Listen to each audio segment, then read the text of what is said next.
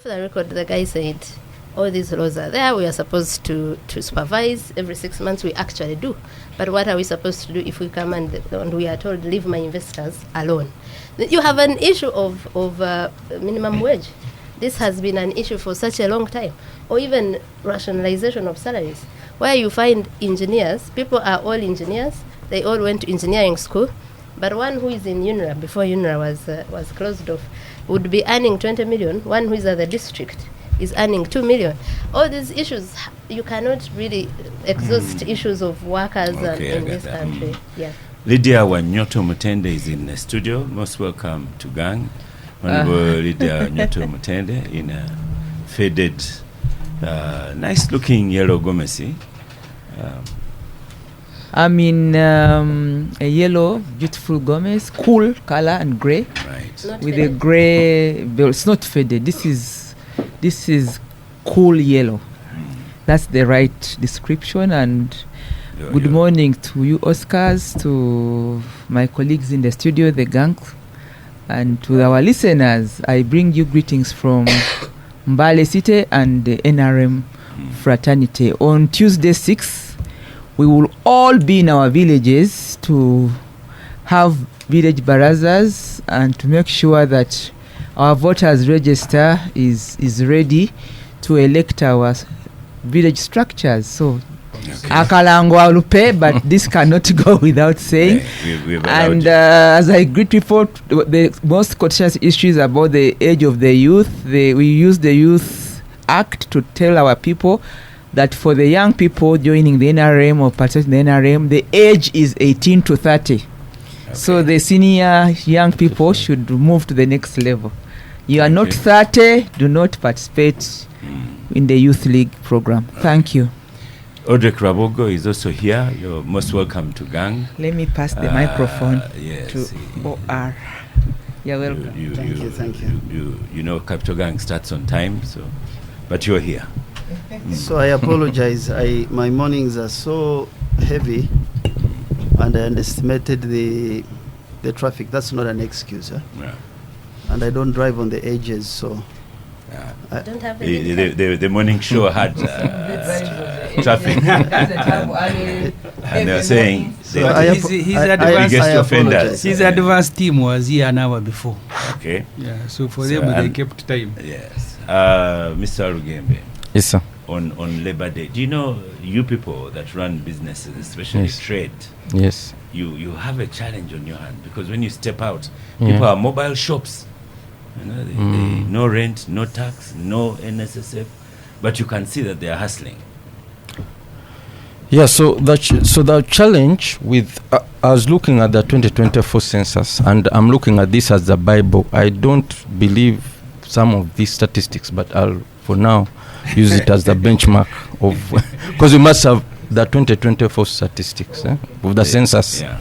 So in this, for me, I find them okay if you pick your calculator and read them. No, I don't.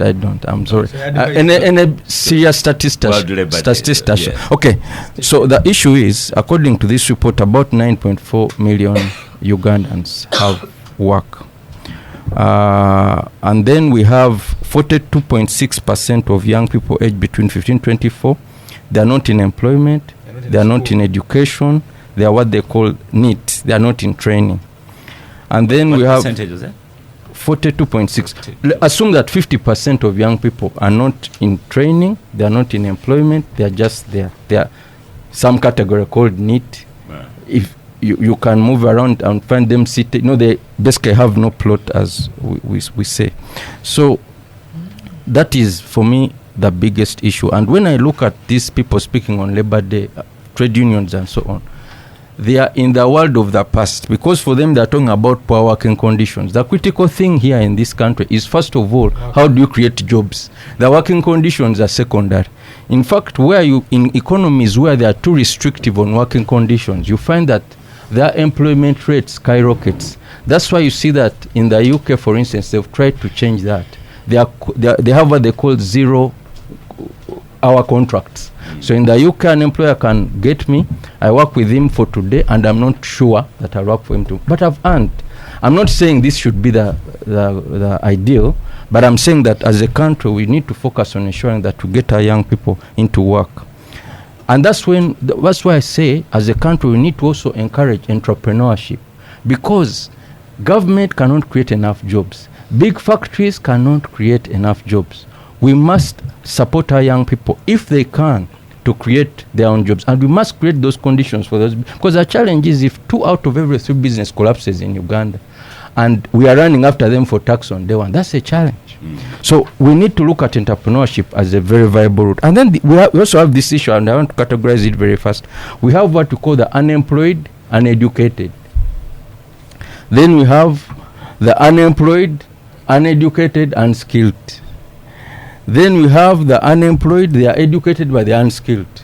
I went to university, I got a degree in zoology, but I cannot offer skill in a business. So as we try to resolve these issues... And you're not doing zoology, you're doing trade. I'm doing trade. No, I'm not even started doing trade, for instance. So as we discuss these issues, I see, and President has, I think, a committee that has been looking at trying to address the curriculum and so on. The curriculum, yes, that's a long-term measure, but what can we do in the short term to skill some of our educated people so that they get into the workplace? So for me, what I'm saying, we must adopt a multi-pronged kind of approach that looks at entrepreneurship as a route, that looks at investors. These investors who come, many countries insist. For instance, in India, you cannot set up a retail shop. In South Africa, I cannot set up a spaza shop. But here, as an investor, I can set up anything. Yeah. See? So we must also look at our investment act and ensure, if you come in as an investor, what businesses shouldn't you do? Which businesses should be ring-fenced for locals? See, so for me... I've also seen some investors, in the mobile trade working with they are doing everything. If you go downtown, some of them are managing restaurants and stuff. Some of them are gatekeeper. So we need to also be serious. If someone says, I'm coming in as an investor, they must have resources, they must have technology, they must have... You must bring something. You can't just come and you're competing with locals to run a retail shop. Thank you, John. Let me go to Odrek Rwabwogo before Lydia. One of our topics was Odrek Rwabwogo. So we started with Labor Day. So very soon we shall go to the topic Odrek Rwabwogo. And I'd really told Semuju that you are coming. So World Labor Day, Odrek. Thinking about the dire statistics being shared on this table. So I didn't listen to the speeches on Labor Day. But what I'm doing is disruptive of the conditions that... that he's talking about. If you take let me just give you the fish sector. The fish sector, when you do 1,000 kilograms, which is a ton, you create 200 jobs. And those 200 jobs come from maize and soya, which you put together as fish feeds.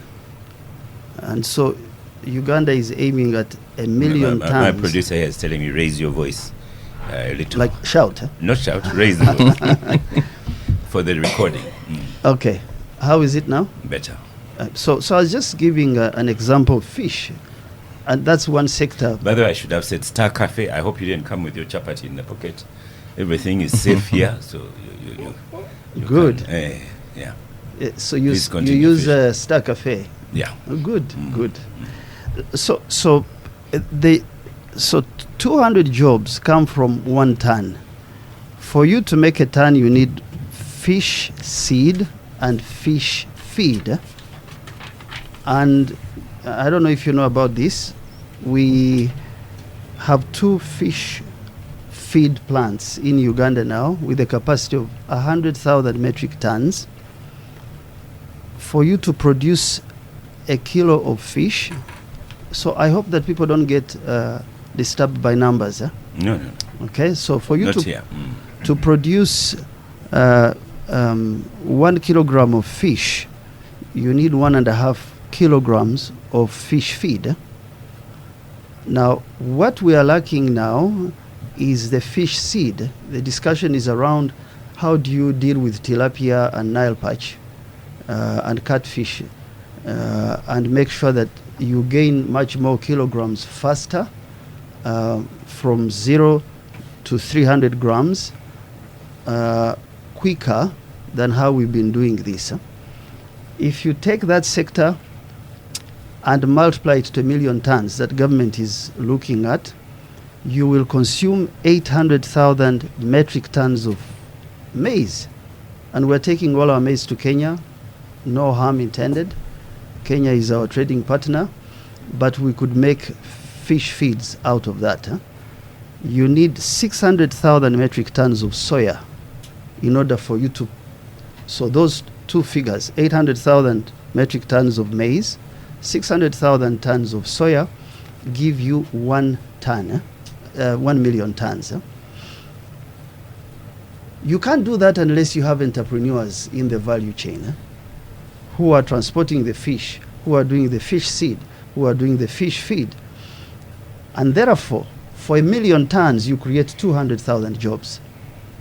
And for a country that has 41,000 square kilometers of freshwater fish, freshwater, this is much, much simpler to do.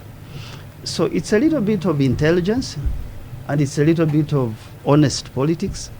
It's a little bit of institutions that we are really trying to get to work, that we can deal with this labor situation. Uganda does not have a labor issue because it has many unmet needs. Uganda doesn't have unemployment.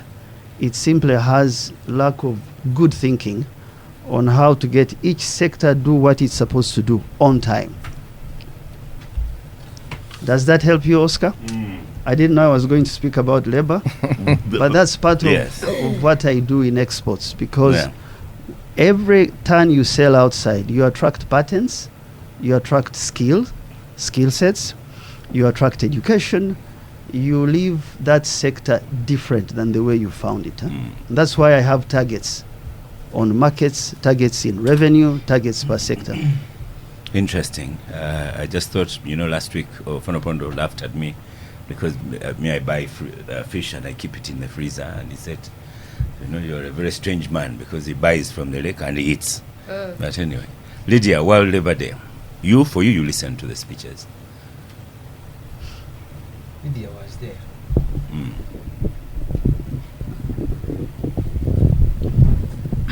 I was in Nakapiripirit at the national function for the International Labor Day.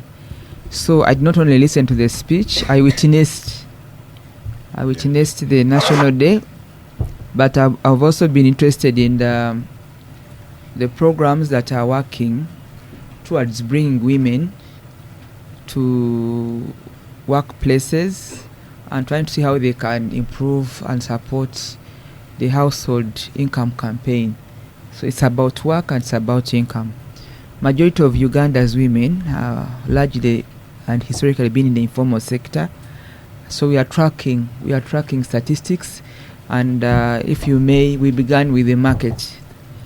The market areas in Uganda are in two sectors. There is the formal sector, that if you go to every city or town in Uganda, there is a market, including here in the city. Some were really makeshift, but government, through robust programs, they've been able to put up good condition vendors markets. If you go to Wandegea, if you go to Kalere, if you go to Safi area here in Nachivubo, and outside town, I come from Bale City. We have a new market that was constructed. It's up and running in the city. It has blended well with the Usumid urbanization.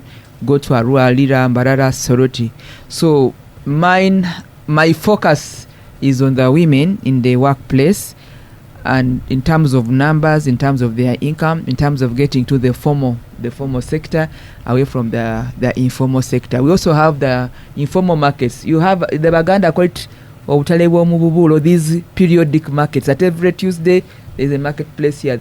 Those are areas that bring income to people, but also offer employment or income opportunities for people. Now, the statistics that Honorable Semuju is talking about, and my brother here, are largely those that wear jackets in the morning and go and sit in an office, and they will earn at the end of the month. Some.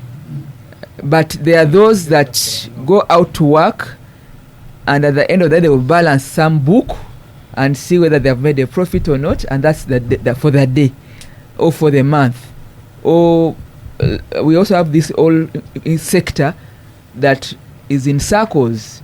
You deliver your goods, whether it's milk every day, they record it in a circle. At the end of the month, they calculate your money and give it to you or whatever it is. So, you know, labor in Uganda is largely in two forms. There is the formal and the informal sector. On this table, normally, the statistics are about the formal sector. You are on a government payroll somewhere. You are a sub-county chief. You are a teacher. You are a member of parliament.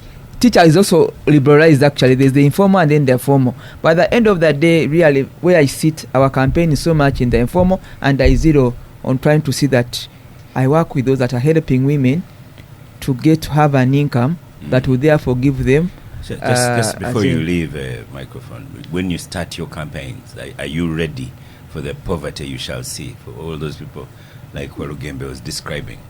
But I live in this community. I'm not a Ugandan today. I live in Navwea, I live in Imbale, I've just come from Chiriandongo, I was in Kashari. I live in Uganda. I'm a known community person. So you're not telling me that I am going to jump from capital gang and go and face some animal called the poverty. No, I live in the community. I don't live a lie. So I know where the issues are. I know the struggles we have. I will come to I know where the struggles we are. I know those that we need to deal with the mindset even of elites like yourself to see how we are going to have a chain that lifts people from where they are progressively, stage by stage, to where I want them to be. And it's not a one-off that because it's a campaign. So no, me, I live in the community. And those who are listening to me know that I'm saying what I am. Thank you. Exactly, yes. So we're sending that microphone to you, so you now share with Agatha, because now we're moving to the topic called Odrek Rwabwogo. No, I just wanted to supplement. Yeah, get the microphone. I walked in late, so I know that you use job numbers selectively to achieve an objective. So I don't know about Walugembe, but he was quoting from the census. So, but you should look at human beings are multidimensional. We are not unidimensional. Look at the number of households. In the last 10 years, we've grown from 7 million households to 10.5. Of those 10.5, 3.5 are the ones that are outside the income bracket. Look at a household which has four people instead of focusing on an individual. Now, of those 3.5, that's why you have $400 million under PDM. PDM has reached now 2.7 million of those 3.5. It has not. Well, you check the numbers. You check. You see. Hold on. The census puts at 800,000. Nganda, listen. These are government numbers. The 800,000. No, I have. That's in the census report. But I have latest numbers. No, those are your numbers. The one that are officially government's 800,000. That's in the report. So I have amount of money that has gone in every district, in every parish. So please, just be a little humble. No. So I am giving you your own figures. You respond. But Semuju also got his 100 million. So he's a district on his own. Parish. He's a parish just on his own. let me finish. Yes. The 3.5 million households correspond in such a strange way with the 3.5 million households that are headed by women. And that tells you something, that perhaps poverty levels are to do with responsibility at home. So when I say 3.5 million households, 3.5 million households led by women, and 2.7 now reached, the point you're trying to make is that each of those four people have some sort of enterprises, some sort of selling beans, some sort of selling fish. And so look at jobs in a much more broader sense than the graduates. I know we have 10 million young people, 18 to 30. I think that's what we have. Those 10 million people, I know how many of those have businesses. So, but I just wanted to supplement her, just for you to know that it's not just exports I'll speak about, but I know that government efforts on trying to pick the lowest bottom to join those who are in an earning bracket, who are elite, who are in suits, it should be applauded, even if some disagree with the government. I have Nora Oraga on Twitter says facts from the Statistics Uganda National Population Census says Uganda untapped potential is 5.2 million older youth are not in employment, not in education, and not in training, kind of supporting what Warugembe was saying. 39.6 of them are in Greater Northern Region, West Nile, Acholi, Lango, Teso, Karamoja, and Bukit D, as in 60% of older youth are in that category of no work. You know, Moses Biarahanga also comes and bamboozles us with statistics the way you are doing. But let me start, because we have all been ready for you. I don't know how much of exports you will speak about, but let me first give you an opportunity. Starting with PES, is it PES? PASID.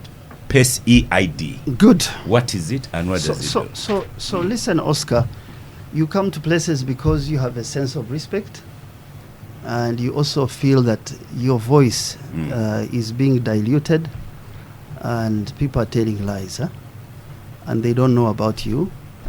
And so it is leadership that my reading of leadership is that you walk ahead of the people you lead, cast a vision, hard as it is, and encourage people to stay focused with that vision, but at the same time pull back and work with the people without being infected by corruption or praise.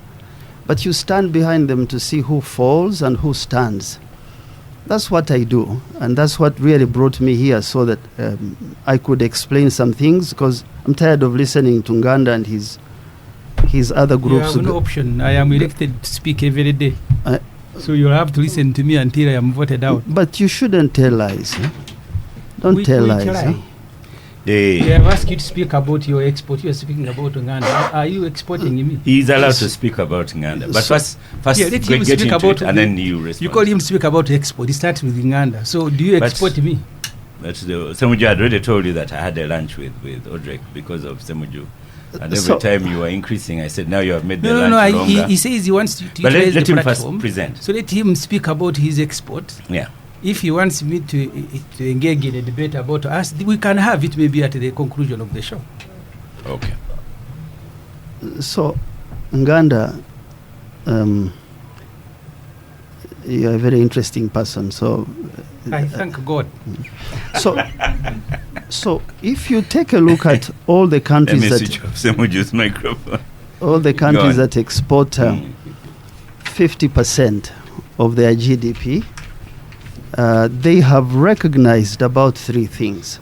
First, that their domestic market is not significant enough to provide a base out of poverty. And there are several countries that do that. They also recognize that unless you diversify and you do not depend on one commodity, you don't grow. They also recognize that unless you educate your population and you focus on science and support high value growth, you won't grow. And so because of that, they provide low rates of taxes to attract high value technology, pharmaceuticals in their economies. They work with regional markets. They create pockets of excellence. And that word excellence is not just improve. It is firm hold on what you do and do it very well until it now becomes a shining example for all. And that's what we're trying to do under PASAID, our Export Advisory Committee. To have a pocket of excellence doesn't mean that your society is okay, that your institutions are okay, that you have all it takes. You simply say, I am how I am. I will focus on certain things and do them very well. and these will improve the performance of the economy. And so, what do we do as PASAID? Or maybe what do we do as a country? We have too many uncoordinated institutions that really don't deliver in that area of exports. And without coordination, taking a kilo of anything to another market is an undertaking. You have to think of that market. You have to think of how to get there. You have to think of how to package it. You have to think of a number of elements. We have like single stand farms that we support. Government supports outside sectors. Single stand farms don't grow the economy without supporting sectors. And we also focus on the consumptive parts of our economy. These 100 million shillings you hear of MPs, we don't focus much on production. So we create institutions. You said you have coffee. Can I have a cup of coffee? Yeah. Matthew, just put for me. So what PASAID did is study. Good. Thank you. I woke up early, so I So so as he's taking his coffee. so As let him finish. I don't know how you do a show with Nganda. He's absolutely. No one had him. Huh? You are the only one on microphone. Can you just shut up for a minute and listen? But your microphone is the only one that's on. Okay. So we took For 13 now, I've sectors. shut you, Honorable Semejo, because I've We- switched off. Yes. Okay. We took 13 sectors. And those 13 sectors, we studied. I think I know the intention. He's just trying to rile me up so that I don't focus. So those 13 sectors include coffee. We added tea recently because of its issues. We have dairy products. We have fruits and vegetables. We have tourism. And we looked at if you filled certain gaps in each of those products, you would have a particular percentage increase. So I don't have time to take you through those percentage increases, but we arrived at $6 billion as new revenue if you fill those gaps. And so we took a model, we call it a 4-pillar model. We said markets. Markets give you signals. And so stop blind trade. Conduct basic research on tastes and preferences before you go to a market. When the research is good, find a way to appoint a trade representative. Those trade reps are not appointed by government. They are not paid by government. They are relationships we build. When you find that working out very well, establish a trade hub. Okay? Now, so when you do that, you are able to, and this doesn't have to be new markets, like the new markets we've opened. It can be old markets and you take new segments. Right? When you do that, the markets demand a certain standard. You have to comply to that standard. So we haven't had any food safety law for the last 60-something years. And some members of parliament have been at it, have been here talking about other things. So you have chemicals in food that are in one area. You have animal feeds that are in one sector. You have veterinary medicine. So things are spread all over that you don't have a single strand place where you go. And we are now trying to create a food safety ombudsman. Because without that, you cannot get one certificate that you can blockchain and help young people to trade. But let's assume you have the market well and you have the standards done. And it's not very easy given the environment we operate in, the politics, insults. Now you need the infrastructure. That infrastructure must be multimodal. You need to look at your skies, your lakes, and your land. Think larger. So we spoke with logistics companies, for example. One company requires I think it's 200 trucks they call reefers, refrigerated trucks, to deal with fish, to deal with fruits and vegetables. You got to invest in that. Who does it? So you must find a multimodal way to incentivize people to have boats on lakes. So our Lake Albert, Mwitanzije, for 60 years we use 15 horsepower engines to take products across and bring products across. So you must find investment in this infrastructure to really lower the unit cost of an exporter. Finally, even if you have the three, right? You have the market, you have the standard, you have the infrastructure. You cannot support companies unless you lower the interest rates, unless you make it easy for people to borrow at less than 5%. In order for you to compete with China, to compete with those who sell to you. Therefore, those interventions require coordination.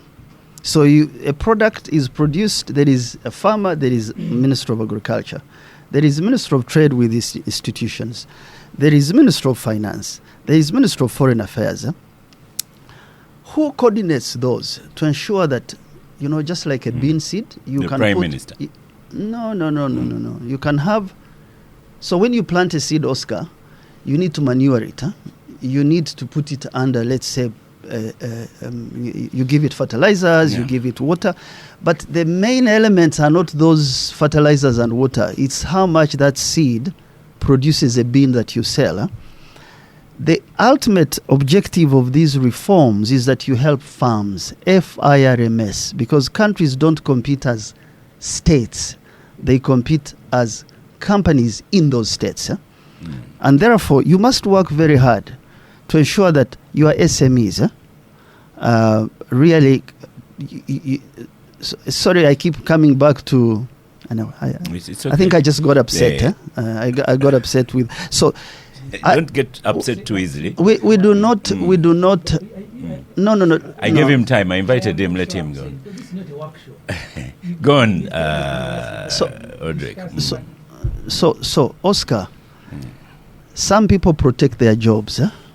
I protect my call. I protect my cause. Causes are higher than jobs. People just protect their jobs, but they really don't see that we're in one large ship with different cubicles. So those reforms have given us something interesting. In the last 2.5 years, we have $460 million worth of orders in about 10 to 12 markets. Those markets... Orders of what? Orders of coffee, orders of fish, orders of fruits and vegetables, orders of dairy products. And that's part of your work, because I was going to ask you, what's your output? So you're saying... So those orders must be fulfilled by people, by companies. Those companies are the ones you help with certification, you help with standards, you help with market entry, you help with export credit funding. Do you want me to stop here? Yeah, we because I can go on. I can... So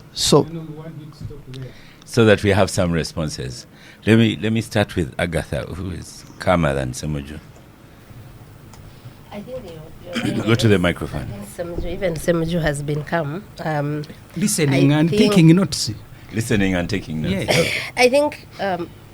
Rwabwogo became patronizing and angry and what, but it's not good for a debate. I would have, appreciated it if you came and said on this day, Semuju lied about this and it's a lie, and we will give. I actually am coming to that. Yeah, so maybe it was better to start that way.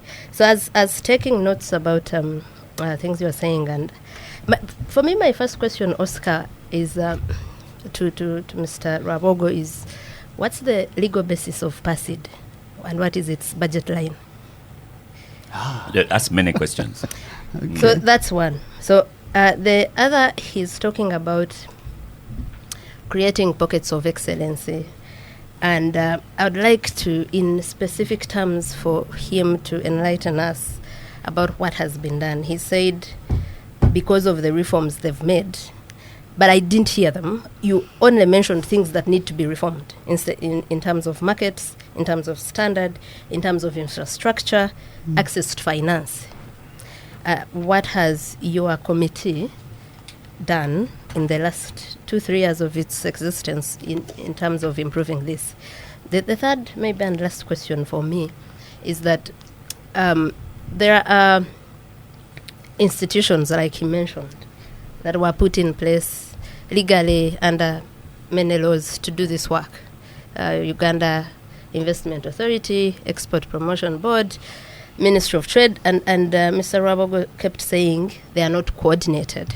I would like to ask if PASID came, did PASID come to coordinate them, or it came as a parallel structure because these are inefficient to be the one to take over? Now, if that's the case, why do we still have these other so many that we spend on and whatever if they were not efficient? I'll stop there for now. I thought you were also going to pose a question on the coffee.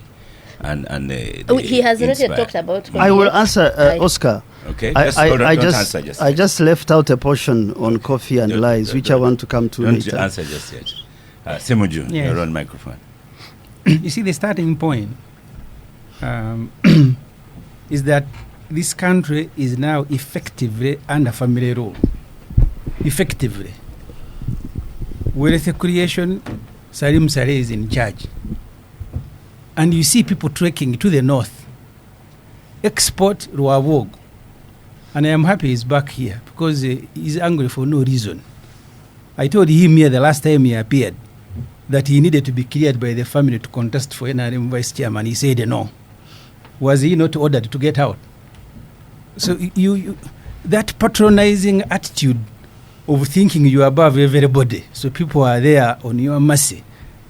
And that's how you walk into cabinet to give lectures. So you want to come to Capital Gang and give lectures. That you need to stop. You are a human being like any other. So, marrying from the first family doesn't make you an angel. The starting point is the arbitrariness. Okay. I am a member of parliament. My job is to approve government policy, government departments. Every budget that comes to parliament comes with a list of government employees. And I approve them because that's my job.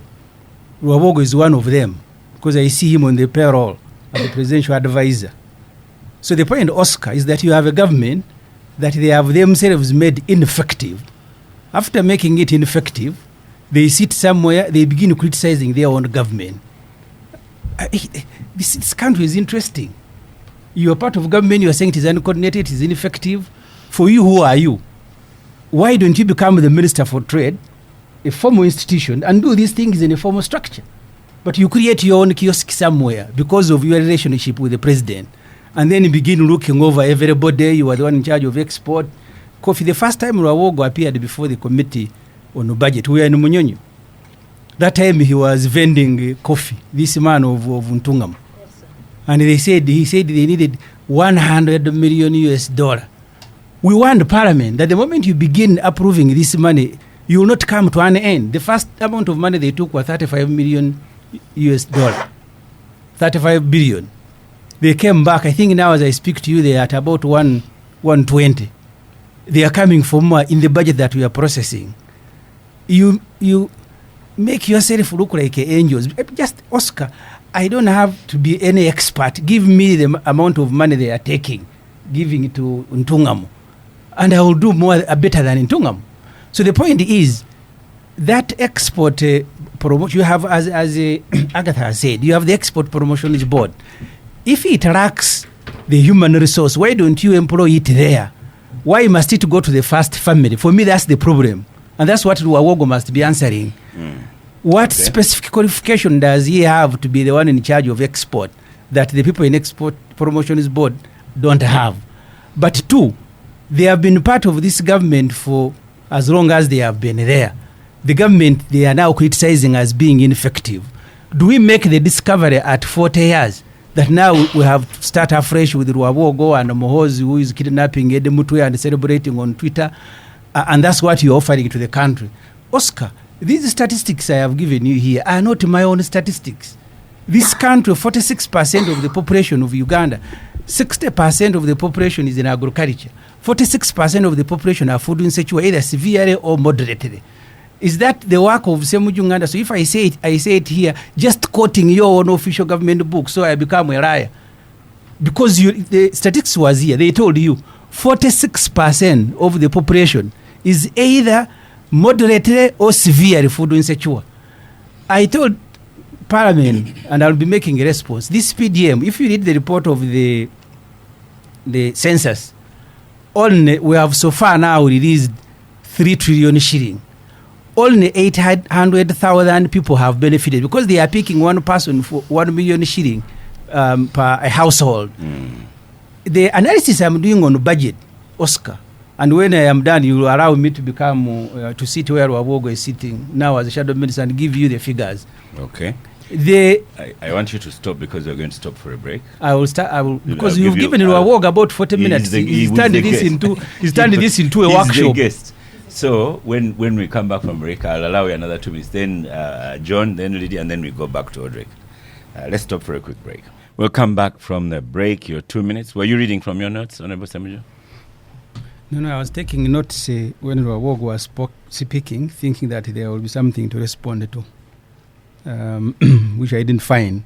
So I am creating your own. I am responding to government official information. So we are about to finish the budget, Oscar. You have about 14 million people in Uganda, because for me, I don't want to quote households, counting mabati and structures. I want to count human beings. That's why I said when you are reading these statistics, have a calculator. They're going to confuse you with the households. If you do your own mathematics, you have about 14 million Ugandans, Oscar, who are poor, people who can't feed themselves. When you are dividing the national budget, people who work for government, the Otajeno put them at 390,000. I saw the president putting them at 480. So you have two figures that you need to reconcile. But whether they are half a million, they represent 1% of the total population. When you look at the budget figures, 11 trillion, because they earn 8.3 trillion in the budget. Then the other attendant costs, vehicles, it comes to about 11 point something trillion, which is 16% of the national budget. When you subtract the 27, which is 38%, 27 trillion, 38% of the budget for debt servicing. And then the most annoying thing is that collectively, the ones who earn 11 point something trillion fuel their vehicles to go and inspect about 14 million people who they have given 1 trillion, and they begin asking them why they are not getting wealth. Rwabwogo and others, you need to ask yourself, how comes you are in charge of wealth? You are the only one who's getting wealth. People who are in charge of creating wealth. Okay. That's why people keep trekking to you for money, physical money now. So the policies of government are ordinarily not bad policy, but the implementation is different. They will come on show here and throw statistics in your face of households, of what and what. The actual people in the villages, Oscar, are suffering. If you read the recent report of the population census, community access roads are impassable. In fact, those who are growing their crops, see, we can't even take them to the market. Thank you, Samuel. Let me go to John. Thank you. I'll start from the substance. At independence, Uganda used to export coffee, cotton, tea, copper and grain. If I look at our export performance now, we are still pretty much dealing in the same things: coffee, cotton, copper, gold, we hope oil and so on. So I think the biggest challenge for us as a country is how to transition. And we cannot transition in everything. And I see sometimes the president, because you see, if you've traveled, people want to take their coffee fresh. They want you to grind it when they are there. Now, if you say we are going to add value to coffee, those people don't want Nescafe. They want actual, so it means we have to study each crop and see how best we are going to compete. I also don't want Nescafe. Per value chain. Then the other issue is around our export performance. Our export performance has improved. The trade deficit is decreasing. we are seeing an increase in exports to about 789 How much has it million. improved due to Rwabwogo's work? No, but it's a contributor. You see, you can't, even if it's accidental. You say you don't know. know, Even if it's so, but accidental. No. The question You is see, we very must straight. give credit. You see, the point here is that we must, even if I don't like you, but you're good looking, I should be able to say you're good looking, isn't it? So, whether or not, we cannot, at this point, we cannot, there, no, we, no, you're asking me causation. We're asking me causation. Mr. Semuju, you're asking causation. I only have your microphone No, on. you're asking causation. Here we are talking about correlation. Correlation is there's an increase in exports. And Rwabwogo is somewhere in that picture. We will ask him. The extent I will of his ask him, contribution, yes. I cannot say because I'm not his spokesperson. Okay. So what we see is an increase in exports. And we are seeing an increase particularly of exports of coffee, a 22%, almost a doubling of export volumes in this regard. So I would say that we are performing but not performing well. One, we are still exporting raw commodities. Two, we are still exporting to the region. The bulk of exports are going to the region. We are not able to take advantage of the African Continental Free Trade Area. We are not taking advantage of other markets. We're seeing the issues with AGOA and the US market. So I think we need to do more, especially to tilt towards the Asian market. Because what you see from the statistics that we are starting to export more to the UAE and to Asia. So for me, if I was looking at an export development strategy, I would look there. And I'd also say that I helped the Export Promotions Board to develop a strategy for export of education services. We must move away from the Trump theory of thinking exports are goods. Because Trump thinks that they have a trade deficit because they have a trade deficit in goods, yet they have a trade deficit in services. So Uganda, we must create a very strong positioning in the services sector. If you're looking at education, looking at tourism is very volatile because for tourism, if you have a political event, if you have this, but we must have position ourselves in certain areas. Is it health? If you is beat it up education? journalists, tourism goes down. Yeah. So there's a bit of volatility there. Now, in terms of PASID and its mandate and so on, I would say this because I'm in the sector, I'm in the private sector, I've seen them evolve. They've done some good work around the studies because we're working with UNDP on the issue of export readiness and accessing markets, and PASID came in and they've done some studies for some markets. South Africa, they did for Algeria and other things.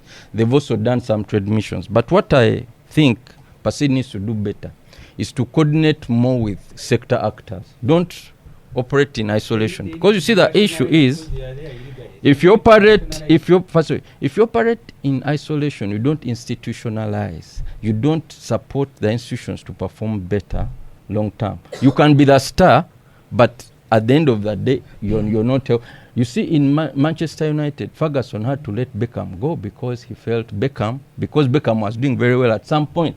Was a disadvantage to the performance of the entire team. So my encouragement to them is PASID, use your convening power to ensure that we have these discussions. And it's actually a good thing, actually, Mr. Rwabwogo being in the export. I've spent 20 years, but the level of attention that exports are garnering now is nothing compared to what we've been seeing in the last year. So in effect, it's a good thing that he's doing, but I think they can make some improvements and iterations here and there. Lydia, yes. Before Lydia comes on. So Uganda's exports, it's true, have improved in terms of money we get from exports to $8.5 billion currently. Now, those exports, the two main ones responsible for that are coffee and gold. Correct. The reason for money in coffee increasing to around, I think, $11.5 billion now. Yeah. I mean $1.5 billion now from 700 million is the global coffee prices that has increased. that have increased over the last 3 years. I would You're saying it is not from our deliberate. No, that's an assumption. At this point, it's an assumption. No, wait, John. I took notes and you can respond later. What I would like to know is what PASID has contributed to that. Okay. The gold for gold it's also your microphone is off. it's also now at 3.4 billion from 1 billion about 2-3 years ago, but it is also because the global prices in gold have been going up since 2021. Uganda's exports, the 80% are agriculture. We would like to know what has been done in agriculture to improve or increase both quantity and quality. And he talked about standard. Standard, what innovation, research, modern technology are what improves standard. What we've seen is a bottle irrigation, is PDM, people finding one goat, one pig. We would like to know in all this what has PASID contributed, and it forms part of my first questions earlier. Thank you. We go to Lydia. On issues of positioning Uganda for export has been a very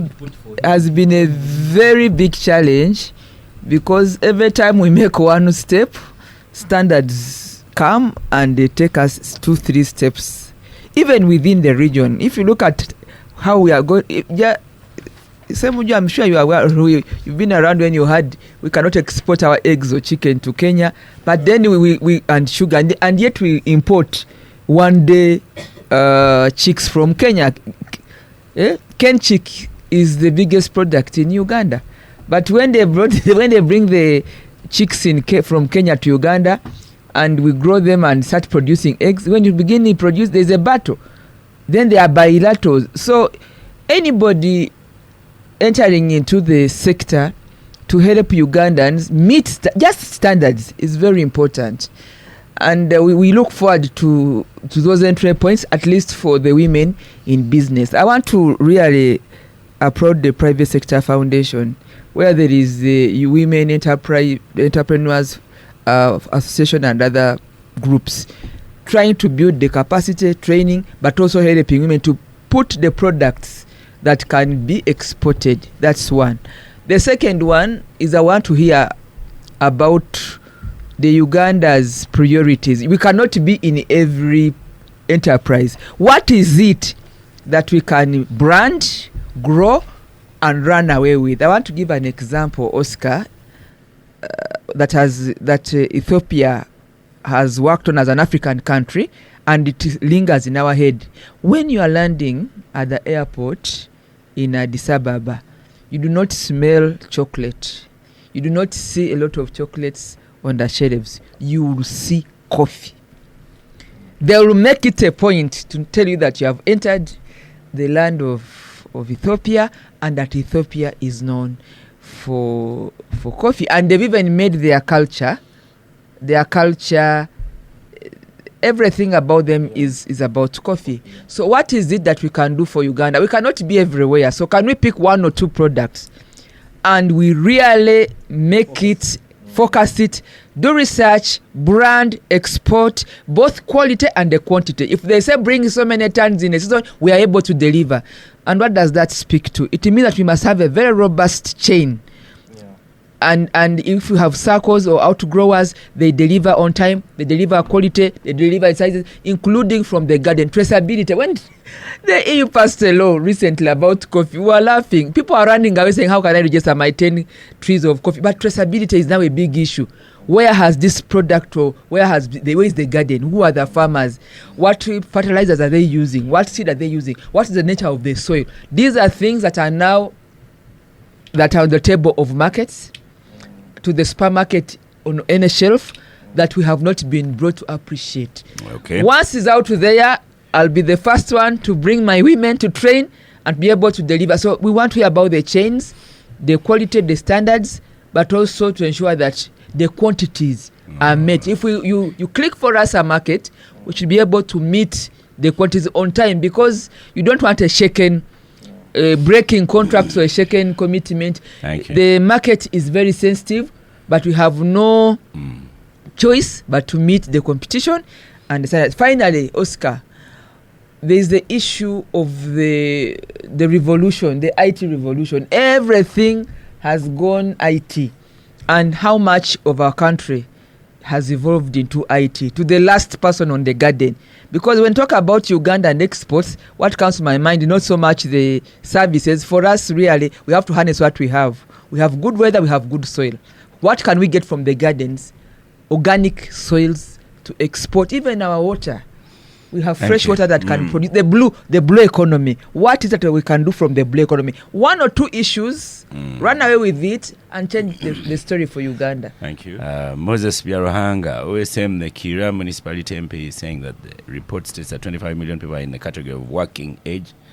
And according to him, that age starts at 14. Definitely, this includes students because on average, one leaves university at around 23. So of 25 in the working age, if 9 are employed, doesn't mean the rest are unemployed. And he wants to, let me first inform Agatha that the increase in earnings from coffee are a result of both increase in the international prices and the volumes Uganda is exporting. We have coffee volumes going up. It is because government through OWC gave out free seedlings. Kaunga Masiko says we have 39,000 tourists in Uganda. Kenya has 630. And he sends a long quote here that asserts that maybe Odrek does not even know Chikomando. So, but you know... You see, if a man Byaruhanga doesn't talk... No, we will listen. Byaruhanga... We need to give him time to talk. Byaruhanga wants even to deny statistics in the official government book because they are mentioned by SMU. The National Labour Policy is 1464. It is not my policy. Odrek Rwabwogo. You've had responses across the So table. thank you very much. I just stopped because I thought I should yield the floor. I hadn't explained a number of things, so now I hope I am able to do. So let's just quickly go to... when I say something, I hope Agatha answers your question, or Nganda, who doesn't want to listen. So when we began this work on 16th of March 2022, our total exports as a country just outside COVID, after COVID, was $4.2 billion. When we took the 7 to 10 markets where we put trade reps, where we conducted some survey and took certain orders, products, the increase between now, I think, and then is more than 1.8. You said 8.5, but the official statistics are around 7.4. So that 1.5 comes from first awareness. So you did not have a market called the Balkans. The Balkans, under then Yugoslavia, signed with us on September 10th, 1963. That agreement was never put to use until July 2023. And we are now going to expand it to cover cocoa, to cover vanilla, to cover cassava.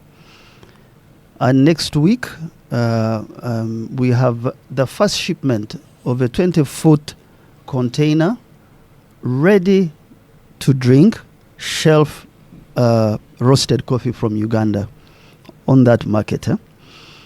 And so if I take the market of the US, we were very general.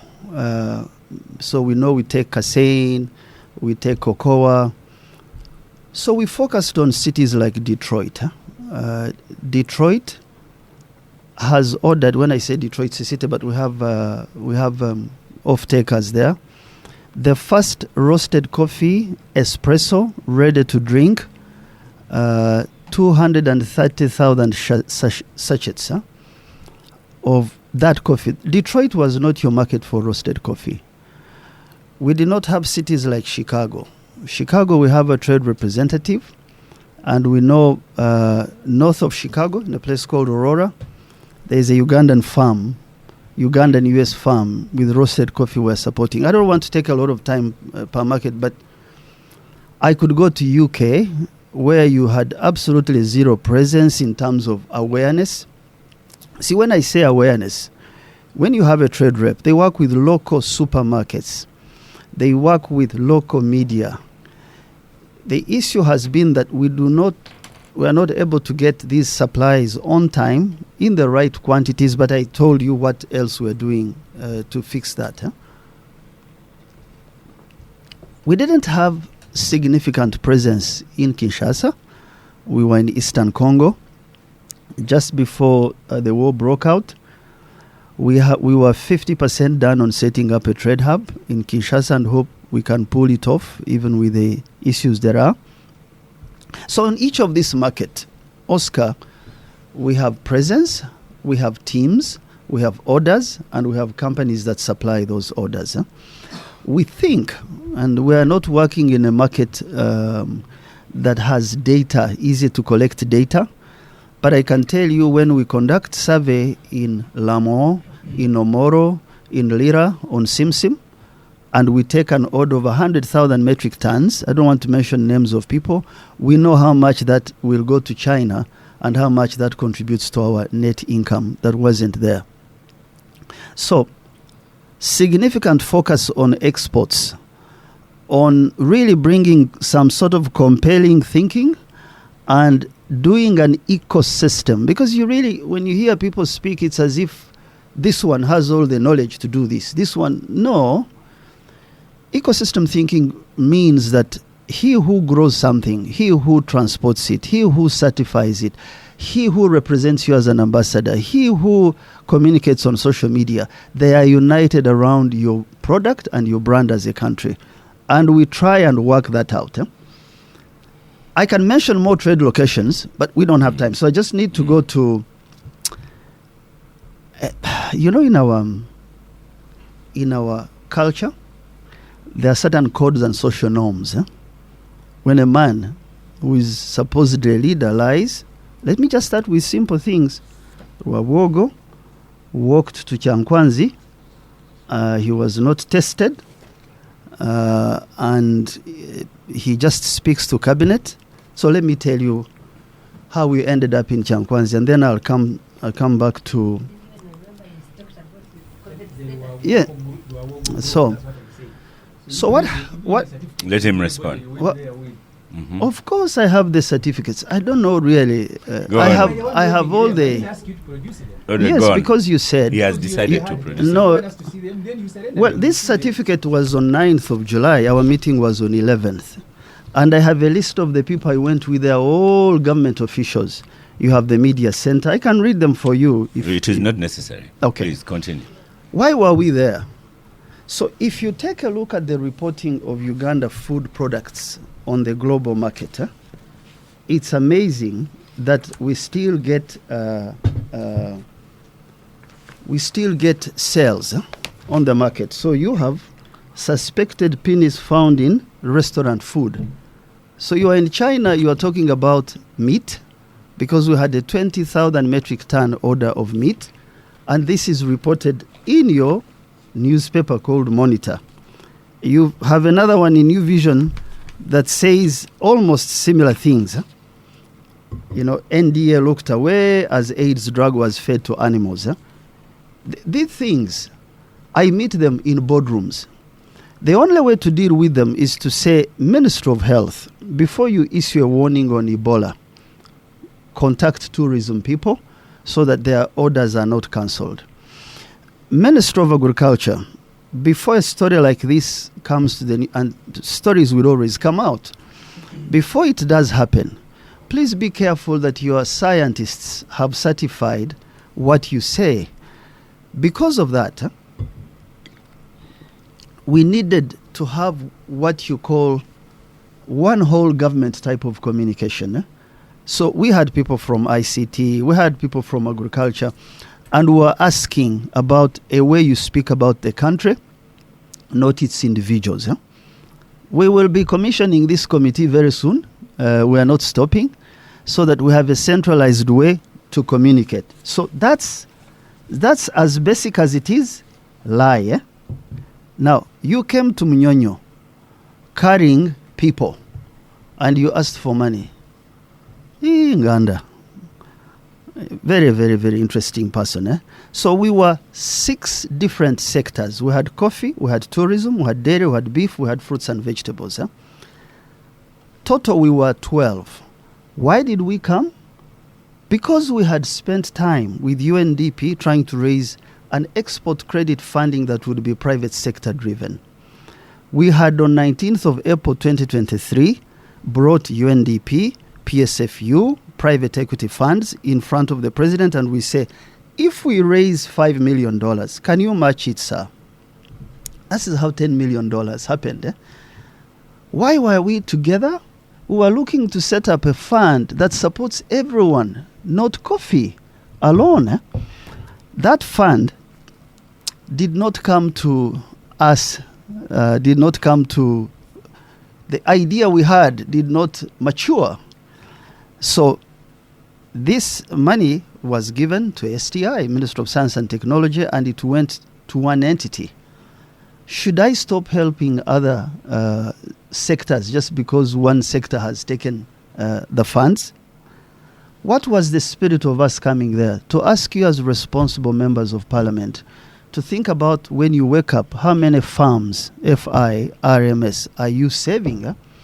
We said if you match this amount of money by a particular amount, we will run it professionally. We will ensure that it has some minimum interest charges. We will ensure that it will be export order driven. If you don't have an export order, you can't use it. What did Nganda and my sister from Zimbabwe do? They just said nothing. They left the meeting without speaking. They went to parliament, and the next thing I heard, Rwabwogo is leading a delegation to take money because of... So, we didn't take money. We didn't take money. I just want those who are listening to us and who know me, who know who we are. Never is a dollar is in our organization of that money. That money went to a coffee consortium led by one company. That coffee consortium did not approach the idea the way we wanted. So I stepped out of the country in Uganda. I went to Dallas, Texas. I held a session with our trade reps. We put up a target of $350 million. One thing led to another. We found a way to raise small amounts of money in the US and in the Middle East. So far, and you can go and check this, we have supported 10 companies in Kenya, supplying to Kenya, to Dubai, to China. They are here. They are in various sectors. This money is not from your parliament, the one you insult me in. No. We found that if we can't do it in a transparent way, we will just handle it another way. And we're making progress on that. Now, so why let's is stop it for a break? Why is it? Let's stop for a break, and I'll give you like another 5 minutes. So we must change topics. So for me, Oscar, just finish off. Oscar, the fact that a factory or one factory takes this money, or that there is a factory in Tungamo, shouldn't be the issue. The factory in Tungamo can account for what it did. I have asked actually that young man to call a press conference and say, what did you do? That should not stop me. We invited him, I didn't come. So, but if you go to Arua, I am very excited that a person called Kermundo is planting more coffee. If you go to Gulu, you'll find the General Tema plant. The fact that we should have more factories or coffee or products across the country should not be an issue. It is the accountability that you should think about. So really, what's the future of the work we are trying to do? If I can, I don't know if I answered you, Agatha. No, it's not the question. What's the mandate of PASAID? Yeah, So coordinating those that are already existing. You just don't understand that. So I took a truck in 2019 of milk. I crossed 3 borders. My milk was put up, down 4 times. I lost the consignment. When I returned, I had no insurance. I had no institution to turn to. I asked myself, who does this and survives as a company? So it's a cause. It's a calling. I'm not doing it for a job. I don't need a job. Not at all. I do it for a cause because if I can save businesses by my own experience, I will do it. So this committee is an advisory committee to the president on industry, on exports, to bring some fresh thinking on how you coordinate and create an ecosystem. What is legal about me ensuring that our products are in Dubai or our products are in Texas. Yeah? Okay. If you are going to use public resources, That's there the is issue. absolutely Yeah. listen. Yeah. We have 32 people on my team. We have 7 consultants. We have trade reps. We have zero money in the as a budget item. We report to the president's office. Our budgets are audited. We are less than 3 billion, all of us, in the year. So when someone says you have $10 million, you have it, I find it insulting. Semuju, 1 minute, because I want to change topic. Thank Rwabwogo, Oscar. There are big topics. He has confirmed. We will stay with him and discuss after the He has confirmed everything I said here. 1, he came to Munyonyo leading a group. 2, they asked for money. What was the intent of heading the group? Why are you... Oscar, I was in Chirinya. Rwabwogo, you must Chirinya is his constituency. Yes. I went to see a 90-year-old man. Chirinya has 1,700 kids in primary schools. And it has like 2-3 schools. They have no technical college. I never went to criticize this man. He never had me on radio. I went to do a job. I know what you did when you came to my village. Why is it collecting that, NRM MPs and organizing them No, to I'm not defeat really Semuju. going to allow you. I know why you came. No. To continue. Oscar, saying can you ask Rwabwogo to be modest? No. Let him listen. We don't sit anywhere as a family. I'm not a family. I have brain on my head. I told I am you married. here, I told have you a- here I when have you are 4 saying the family children. cannot stop you contesting. Didn't they stop you? But how is that to do with exports? No, I'm talking about Why the are family. you touching all over the place? Please ask What Rwabwogo was the intent of us If being he doesn't in know how to Munyonyo? listen, let him run. We were in Munyonyo because we came helping companies. Thank you very much. So That's what what's I the- am what's the saying. problem with that? That's what I'm saying. That you came to Munyonyo leading a group, you asked for money. Yeah. In the budget committee where I am a help member. company. But I never got the money in the budget. It does not matter. You came and So? asked for it. Didn't you come So- to Munyonyo? So where is the lie? Even Honorable without Semuju. that money, I we have put it saved in my companies, report eh? that Rwabwogo led a team. They found us in a retreat of budget committee, asked for money. Okay. I asked Parliament not to give public money to private enterprises, but they were fearing So- Rwabwogo. He needed to be there when he came. Semuju. MPs were falling on each other to greet him. That's so Semuju. painful. Semuju, you So, are really not let me the ask- second thing. Hold on, let me no, ask no, for Rwabwogo. No, you are saying hold the on. lie. Yes. Hold on. Yes. So if I came to ask for money to support companies, for where do you have a problem with it? The problem I explained to Parliament, I want to explain again. Yes. We have put more than 100 billion shilling taxpayers' money in Tugume's company with no relationship at all. With the government of Uganda. This is money collected from people who pay taxes. Not even a memorandum of understanding. But we just keep dumping their money. For me as a legislator, if that insults Rwabwogo, I will continue doing However, so. Also, Oscar needs Yes. to know that he cannot walk as Oscar and go to Parliament and ask for money. Certainly. So what the budget committee does, or Parliament, now is let him interfaces respond to with it so that we institutions. have Respond to what? He has already... Let him Institutions. talk for 2 Respond minutes. to what, Oscar? No, can no, I no, no. can I respond? You He's gave me our the guest. opportunity to respond. Now you are saying you should Now you are respond. finished. Why don't you talk about genital parts in food? Let Are you happy with that? Let me go to the second thing. I really want to stop this. But topic. you gave me time to speak, Yeah. and then you are But appropriating it you to like Rwabwogo. the next topic. So No. Let's go to authority. let's as go a member to of parliament. let's you, go to you pass it so Chankwans. that you can solve some problems. The huh? issue I spoke about Chankwans, he likes discussing smaller things, was the issue of Mr. Museveni calling a cabinet retreat. He takes a break, he leaves his wife chairing. As they are there, a son-in-law appears. And I said, you guys, you must respect the country. That you are the only family where the president chairs, then the wife takes a turn, then an in-law comes. That was the issue. Whether you went with the COVID, whether what, even if you surrender 100 COVID tests. So that if you have got that's the the NATO. issue I was talking about. Odrek Rwabwogo. Oscar, Yeah. Oscar, I find it childish that in the 21st century, people who have capacity to work like me, people who have a little bit of sense of where the country should go, are seen from a point of who they are married from, which family they come from. If you know the family I come from, you'll be surprised. But You'll be Odrek- very surprised at Odrek, where you are Odrek- not far from me in Odrek. terms of. Yeah. But Odrek, you also I miss do the not. point. You miss the point. The point these people are making, even though they shout too much, Is to your go microphone is to go to Parliament and that ask you for. have ability to go to Parliament and ask for money, and I can't. So, Oscar, let me tell you, Yeah. this is absolutely weird. And a citizen of our country can write to a Speaker of Parliament and ask to meet a Committee of Parliament and present a position. Right. Okay. So if that You have money, answered that. yes, He has answered. That's not true. So, Agatha, in the media, I wanted to have a discussion, and it will affect Odrek's responses as well.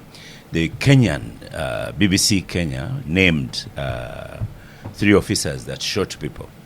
Actually, I don't know why they were advertising it like that, because now when I went to the report, they named 1. But all the listeners were telling me, you have said Kenya named, why can't we name in Uganda? And in Uganda, we didn't name the people that were in Kawempe, but in Uganda, we have one who has named himself. He told us about places he has created awareness in for our exports, and says they account for the 1.5 billion increase over the years. Now, when you look at destinations for Uganda's exports, they have not changed. It is still Kenya, South Sudan, DRC, I think Netherlands, and I'm going to also say that So for coffee, you're contesting his work. for coffee, I'm not contesting. I'm just saying it's possible there's work, but it can't be what has contributed, has made this Right. increase in exports now.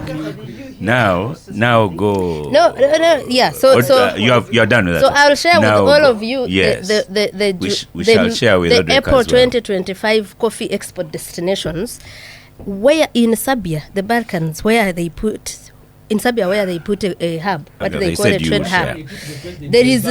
It doesn't contribute to that. I thought you should know that. And Thank you. for Moses Byarhanga, who says that it was increased by Operation Wealth Creation, we can also credit Uganda with their campaign Maniterimba and whatever, and the Katikiro. But anyway, so now going to that topic. First of all, whatever Mr. Rwabwogo is doing, it is high, like over 50% affected by what you're talking about. You are not going to promote tourism in a country where they are beating up citizens for no reason, they are beating up journalists, and a commander of defense forces is coming every day to boast about torturing people and holding them, and no one holds him accountable. So you're talking about the BBC documentary in Kenya. So one is that investigation has taken almost a year. Maybe even last year we will have something to name them. You saw that because there have been many cases that have been taken by individuals under the Human Rights Enforcement Act to hold perpetrators of these violations individually, in their individual capacities. But also there's been a lot of shaming and naming on social media, and sort of trying to tell people that this is the person accountable. When that happened, these so-called security officers started coming with masks. When this question was asked, the State Minister for Internal Affairs in Parliament said it's not proper. They should because that's what the law is. If you're going to arrest someone, identify yourself, show me your badge or whatever, and I know. Because how am I supposed to know that I've been arrested by security officers and not kidnapped by criminals? But the CDF came and said, he doesn't know what he's talking about, and spent 2 days giving us pictures of army officials of other countries that have masks. Now, when you have a country like that, and for me, I cannot tell you how depressed I felt that night when the CDF came and showed us a photo of someone they have tortured. How is it possible that this person is not held accountable? As a lawyer, should he be charged for threatening? He said he's going to do things to Semojo. Who? The CDF. Oh, the CDF. Yeah. He said he'll take him to a public whatever and shoot Do him. you know how many young Ugandans are in jail for saying for what they call the charge of hate speech? And then for them, hate speech is saying Museveni and his family are ruling us poorly. So why shouldn't he be charged for threatening to kill people? Microphone. We cannot really delink, and I see that kind of siloed approach of saying now we are promoting ourselves as a good investment destination. Then in the newspaper you're seeing someone writing, now there's a penis in the things. Then you find tomorrow they have beaten someone to pulp.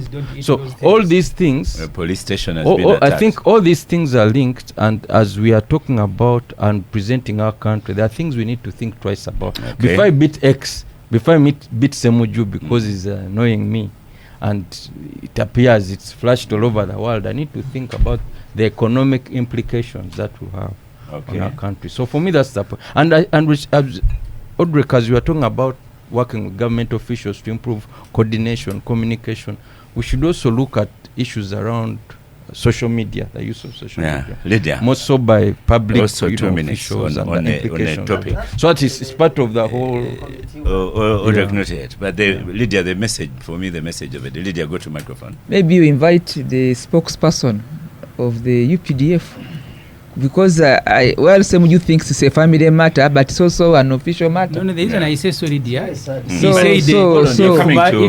for me, really, yeah, gone. That's what I can say, because what do you want me to say? That's a good point. Thank you. Then there's also Rwabwogo. Maybe we need again, when we invite him, the spokesman should say these things. Semuju, your 2 minutes. And I want to thank you for inviting Rwabwogo. Mr. Rwabwogo, when you return to your family, please, we are... Want him to call it clan? No, that's his constituency. I think the family is his constituency. Yeah. You can't kidnap people. You can't torture people. You've overthrown the constitution and replaced the constitution with yourselves. People who want positions in NRM must trek to northern Uganda to meet Saleh. Others who want money for export must come to you, not the minister responsible for export. Those who want freedom must trek to Muhoozi Kainerugaba. You are making it very difficult for us to continue living in our country. Actually, Oscar, Nganda, I work with the Ministry of Trade. I work with Agriculture. I work with the permanent secretaries. I work with all these institutions. I'm the most flexible, most amenable human being you can find. But the perception roadblock is what you keep reinforcing when you see Rwabwogo as a member of family as this. So, just very, very quickly, market segments, I can prove to you the segment of avocado, the segment of sesame. I can prove to you the segment of catfish in Kinshasa that wasn't there. I can prove to you that markets are not just broad. Markets are segmented, and you can get an old market and expand in it. Oscar, there is no meeting. I am now 55. I have never sat in a meeting, and I have been at every tangential corner of the fight for movements, principles, and values since I was a student in 1992. I have spoken outwardly, forcefully, about values, about principles, about how you grow a country. I have never sat in a family session to make decisions of the country. So people listening, it's a lie from the pit of hell. There is no family session that determines Uganda's fate. A country has cabinet. A country has institutions. Here is what the issue is. When a country is growing, certain segments become contentious. Vietnam, which is a good exporter, I said at the start, countries that have done 50% of their GDP, they are not always democratic. They are really not always democratic. So the thing you need to deal with is, Semuju, don't strengthen this family talk. Strengthen institutional talk. Ask institutions of government to respond to abuses so that they can come and speak to you without fear or favor. Every time you take what is supposed to be for public into family, you are really making it worse. Okay. Secondly and finally. All right. No, don't say finally yet, because I also want to put a direct question to you. Okay. So, will you make a phone call because you are the family, will you make a phone call and say, release this man? The Human Rights Commissioner, Eddie Mutwe. So you have an opportunity to use family power and say, release this man or take him to Oscar, I don't think that court. we should base decisions of human rights, of communication of a country on phone calls. Yeah. That's really the point I'm trying to tell you. It's very important that you hold institutions accountable, because and you call him and you meet with him. Institutions are not there. But institutions are not there. They have been overrun. Let me ask. No, because Rwabwogo is in a position where he can communicate. Let me switch off your phone. So there are courts. So can you call him and say, my brother, release this man? No, I think that you can hold the Minister for Defense and the CDF accountable for any of their yes. Please do not this idea that no, what is that? Really, think about that. Remember the message from Bikanga. He said you are sponsored. I think General Mhoz has a mouth. Yeah. He has an institution he leads, and he absolutely. And I think it is very important. And he's your brother-in-law. How is that in terms of government institutions? Yes, of course, as relationally, you need to make sure that if you have to keep the democracy of our country growing, you really charge institutions to deliver, or you hold their leaders accountable. I came here because I want to be held accountable for the work I do. Yeah. In exports, in communication, I'm not hidden. John Kakunguru said that work will not happen if you don't take the strategy of reining in excesses, especially military excesses. I know some countries in the ASEAN market. I don't want to mention them because we have ambassadors here. Very, very tenuous politics, very unstable, but those are some of the highest exporters in the world. When social classes change, those institutions' leaders are held accountable. The work I do to try and create jobs for young people, to try and do exports, is to say, shift the thinking, even where we have conflicts like Congo. I am openly speaking about trade, even when I know there are military and other issues. I am leading delegations to speak about our trade hub in the middle of a conflict. Okay. Please turn around and know that this work will not be done by Norwegians. It will be done by us. But we must stop lying about each other. We must look for allies. Okay. And we must be honest. Thank you. Agatha, 1 minute. That it is because you are President Museveni's son-in-law that you have passed something that because I asked about its legal status, he didn't give it to us. No, don't say, okay, let me finish, please. And you know, so yeah, so if and don't come and lie to us that any member of the public can go to Parliament and ask for money. Money in Parliament is appropriated to an institution. So now you are turning the lies to him. Let me finish. We don't have time for you to finish. An institution that has an accounting officer that will account for that money. Lastly, he talked about strengthening institutional talk. It's ironical that someone who has come and overridden 5 institutions that I mentioned here, more than 5. No, because you are doing work that is supposed to be done by these them. Other ones. Okay. Semuju, 1 minute. The coordination, and I asked that, are you here as a coordinator? I didn't get the answer. But thank you. Let me stop there since you don't want me to conclude. Semuju, please. So, Oscar, in a conclusion, the moment people who are in government and have access to power overrun institutions of the state, there will be no accountability. I have told you, when Rwabwogo led that team, at least into the budget committee meeting in Munyonyo, that was our argument to Parliament, with Honorable Mwanga Chivumbi, with whom we presented the report. What do we see?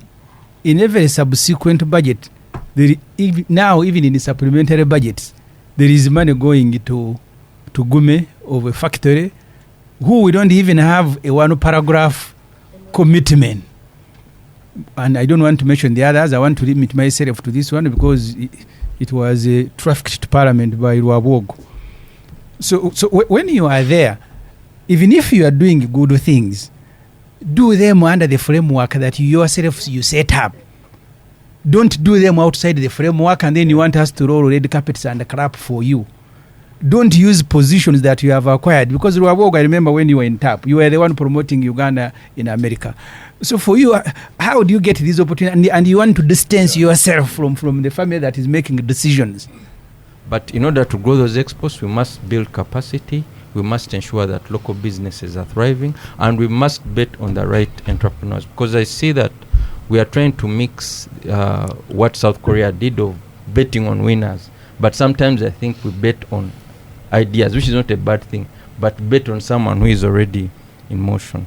Then we must also appreciate the good things that are happening, because from a private sector perspective, we are glad that PACID is in the picture. Yes, there might be things that can be changed, legal framework and so on, but I think the principle is that if what they are doing is positive, then let's preserve it and see how we can improve it. That for us, that's our position as a private sector. And finally, I would like to appeal to Odrek to use his convening power to ensure that there's greater cohesion.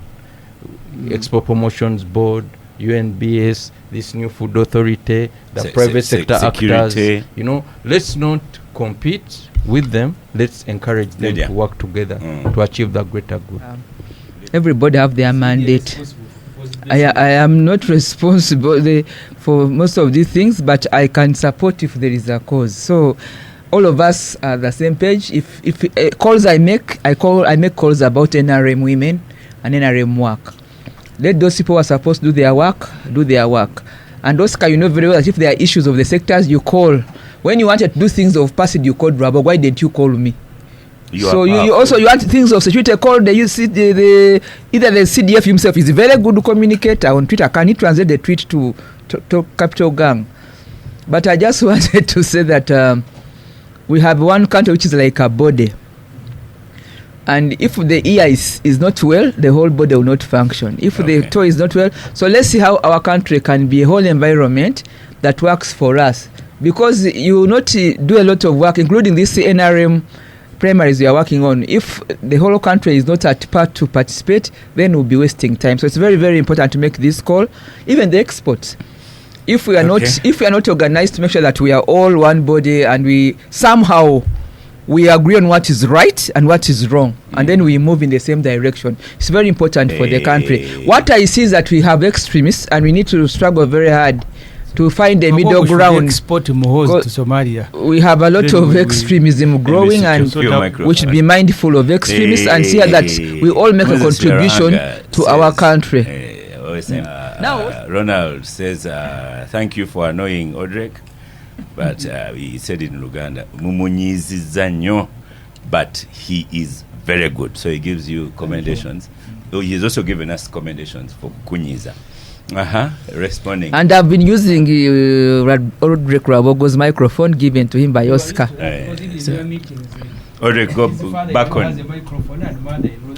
So, Odrek, Oscar, I am adding to what John Kakungulu Rugembe said. We want you to use those convening powers, and you convene those people. It's good. You convene those people so that we have better security. I am actually recognizing. Yes. So, Oscar, I know a human being to be about their head and their actions. And I also know that a human being is multidimensional. Your family, your community, your value system. I don't have time to speak about those, but I'm really a creature of those where I come from. And so I find it a little insulting to say you cannot lead export drive and change for your country because of your marriage. I find it weird, but that's how our politics has become.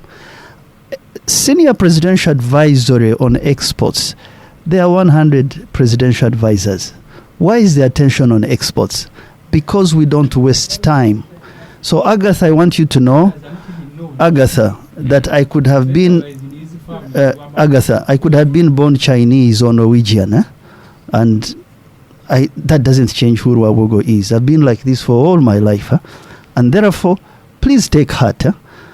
This head has some ideas, and these hands and this thinking has a vision.